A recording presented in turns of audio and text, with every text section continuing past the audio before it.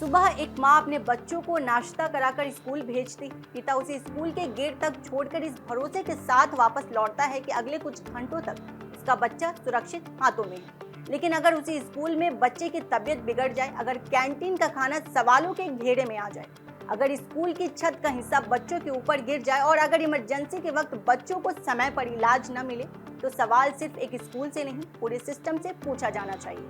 आखिर बच्चों की सेहत और सुरक्षा की जिम्मेदारी किसकी है? जयपुर से सामने आया 17 साल के प्रिंस सोनी का मामला इसी सवाल को बेहद गंभीर बना रहा है। जयपुर के जोटवाड़ा स्थित महाराणा प्रताप स्कूल में कक्षा 12 में पढ़ने वाले प्रिंस की स्कूल कैंटीन में पैटी खाने के बाद तबीयत बिगड़ी और बाद में उसकी मौत हो गई। परिवार ने आरोप लगाया है कि पैटी खाने के बाद उसकी हालात बिगड़ी, वह उल्टी करने लगा और फिर बेहोश हो गया। परिवार का सबसे बड़ा आरोप स्कूल प्रशासन पर यह है कि बच्चों को समय पर अस्पताल नहीं पहुंचाया गया। परिवार के मुताबिक स्कूल के ठीक सामने अस्पताल मौजूद था और अगर समय पर मेडिकल मदद मिल जाती तो शायद स्थिति अलग हो सकती थी। पुलिस ने इस मामले में बीएनएस की धारा 106 के तहत एफआईआर दर्ज की है और जांच जारी है। पोस्टमार्टम हो चुका है और मौत की अंतिम वजह रिपोर्ट के बाद ज्यादा साफ होगी। यानी अभी यह कहना सही नहीं होगा कि प्रिंस की मौत पैटी खाने की वजह से हुई, लेकिन इतना जरूर है कि पैटी खाने के बाद उसकी तबीयत बिगड़ने और फिर मौत होने की घटना ने स्कूल कैंटीन और इमरजेंसी व्यवस्था दोनों पर गंभीर सवाल खड़े कर दिए। और मामला यहीं खत्म नहीं होता। राजस्थान शिक्षा विभाग ने भी इस घटना को गंभीरता से लिया है। विभाग की रिपोर्ट में स्कूल के रवैये को लेकर गंभीर सवाल उठाए गए और स्कूल को नोटिस जारी किया गया है। रिपोर्ट में बच्चे को अस्पताल पहुंचाने में हुई देरी को लेकर भी सवाल सामने आए हैं।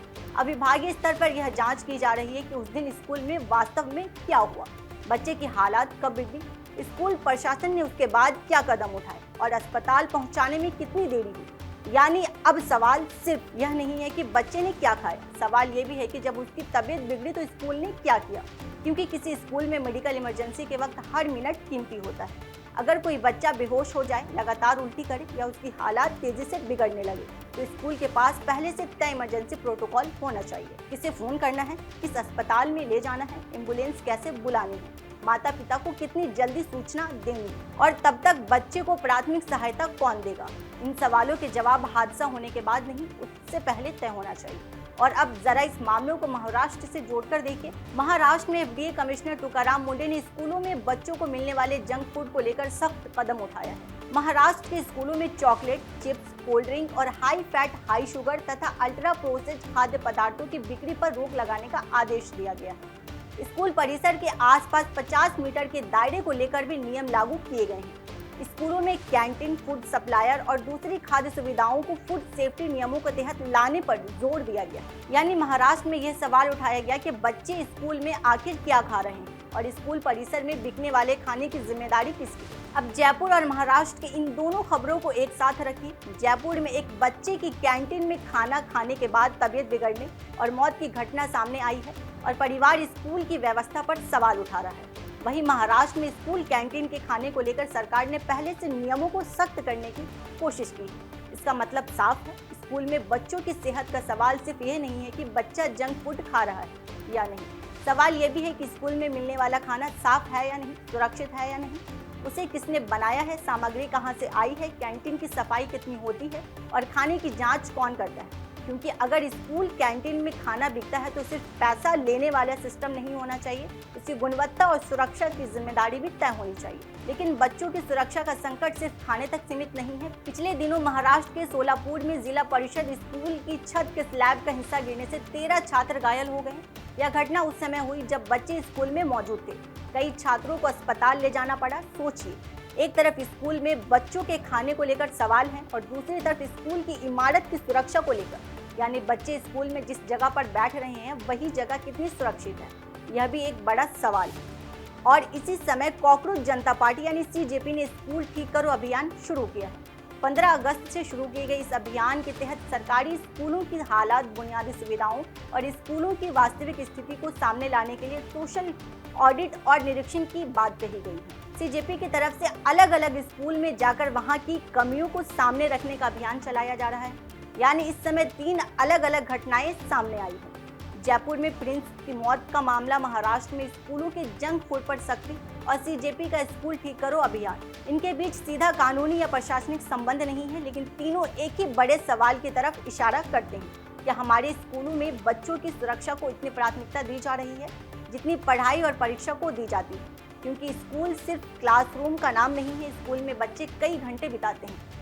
वह वहाँ पानी पीता है, खाना खाता है, टॉयलेट इस्तेमाल करता है, सीढ़ियों से ऊपर नीचे जाता है, मैदान में खेलता है और घंटों एक इमारत के अंदर रहता है। इसलिए स्कूल की जिम्मेदारी सिर्फ पढ़ाने तक सीमित नहीं हो सकती। स्कूल की कैंटीन सुरक्षित होनी चाहिए, पानी साफ होना चाहिए, टॉयलेट साफ होना चाहिए, बिल्डिंग सुरक्षित होनी चाहिए और मेडिकल इमरजेंसी के लिए व्यवस्था होनी चाहिए। लेकिन सवाल ये है कि क्या हर स्कूल में इन चीज़ों की नियमित जांच होती है? क्या हर स्कूल की कैंटीन का फूड सेफ्टी ऑडिट होते हैं? क्या खाने के सैंपल के लिए जाते हैं? क्या किचन की सफाई की जाती है? क्या स्कूल के बिल्डिंग का स्ट्रक्चरल ऑडिट नियमित होता है? क्या हर स्कूल में फर्स्ट एड की व्यवस्था है? क्या शिक्षक या स्टाफ को मेडिकल इमरजेंसी संभालने की ट्रेनिंग दी जाती है? और अगर कोई बच्चा अचानक बेहोश हो जाए तो क्या स्कूल के पास एम्बुलेंस और अस्पताल तक पहुंचाने का पहले से तय सिस्टम है? अगर इन सवालों का जवाब नहीं है तो समस्या किसी एक स्कूल की नहीं है, समस्या उस सिस्टम की है। और यहाँ सरकार की भूमिका सबसे महत्वपूर्ण हो जाती है। सरकार का काम सिर्फ स्कूल खोल देना या स्कूल में एडमिशन बढ़ा देना नहीं है। सरकार को यह सुनिश्चित करना होगा कि स्कूल में पढ़ाने वाला बच्चा सुरक्षित भी रहे। अगर महाराष्ट्र में स्कूल कैंटीन के खाने पर नियम बनाए जा सकते हैं तो दूसरे राज्य भी अपने स्कूलों की कैंटीन को लेकर ऐसे नियमों की समीक्षा क्यों नहीं कर सकते? अगर स्कूल की बिल्डिंग में बच्चों के घायल होने के बाद जांच हो सकती है तो उससे पहले सुरक्षा ऑडिट क्यों नहीं किया जा सकता? अगर किसी बच्चे की तबीयत बिगड़ने के बाद अस्पताल पहुंचने में देरी पर सवाल उठ सकते हैं तो स्कूल में इमरजेंसी रिस्पांस सिस्टम पहले से अनिवार्य क्यों नहीं होना चाहिए? और सबसे बड़ा सवाल, क्या अभिभावकों को यह जानने का अधिकार नहीं होना चाहिए कि जिस स्कूल में वे अपने बच्चों को भेज रहे हैं वहाँ कैंटीन की सुरक्षा कैसी है? बिल्डिंग का सुरक्षा ऑडिट कब हुआ था? फर्स्ट एड की व्यवस्था है या नहीं? और इमरजेंसी में स्कूल क्या करता है? क्योंकि बच्चे खुद इन सवालों के जवाब नहीं मांग सकते। वे स्कूल प्रशासन से ये नहीं पूछ सकते कि कैंटीन का खाना कब जांच के लिए गया था। वे नहीं पूछ सकते कि छत का स्ट्रक्चरल ऑडिट कब हुआ था। वे यह भी नहीं पूछ सकते कि अगर उन्हें कुछ हो गया तो एम्बुलेंस कितनी देर में आएगी। यह जिम्मेदारी माता पिता, स्कूल प्रशासन और सरकार की है। और इसलिए जयपुर की घटना को सिर्फ एक दुखद हादसा मानकर आगे बढ़ जाना काफी नहीं होगा। इस मामले की जांच होनी चाहिए। जो भी तथ्य सामने आए उनके आधार पर जिम्मेदारी तय होनी चाहिए और अगर कहीं लापरवाही हुई है तो कार्रवाई भी होनी चाहिए। साथ ही यह मामला दूसरे स्कूलों के लिए भी चेतावनी बनना चाहिए, क्योंकि किसी हादसे के बाद व्यवस्था को जगाना सबसे आसान काम है। असली काम है हादसा होने से पहले खतरे को पहचानना। खाना खराब होने के बाद जांच करना आसान है, असली काम है खराब खाना कैंटीन तक पहुंचाने ही ना देना। छत गिरने के बाद मरम्मत करना आसान है, असली काम है छत गिरने से पहले उसकी कमजोरी पहचान लेना।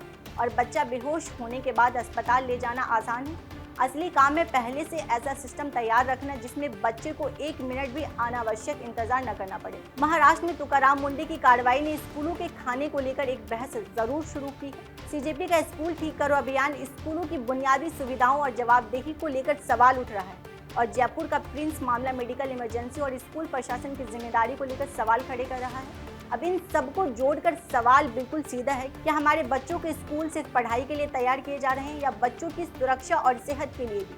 क्योंकि बच्चे स्कूल में सिर्फ किताब लेकर नहीं आते हैं, वे अपने माता पिता का भरोसा लेकर आते हैं और उस भरोसे की कीमत किसी बच्चे की जिंदगी नहीं हो सकती। इसलिए अब सवाल सिर्फ ये नहीं होना चाहिए कि प्रिंस के साथ उस दिन क्या हुआ है, सवाल ये भी होना चाहिए कि देश के बाकी स्कूलों में ऐसी घटनाएं दोबारा न हो। इसके लिए सरकारें, प्रशासन और स्कूल प्रबंधन आज क्या कर रहे हैं, क्योंकि बच्चा स्कूल में पढ़ने जाता है अपनी जान जोखिम में डालने नहीं।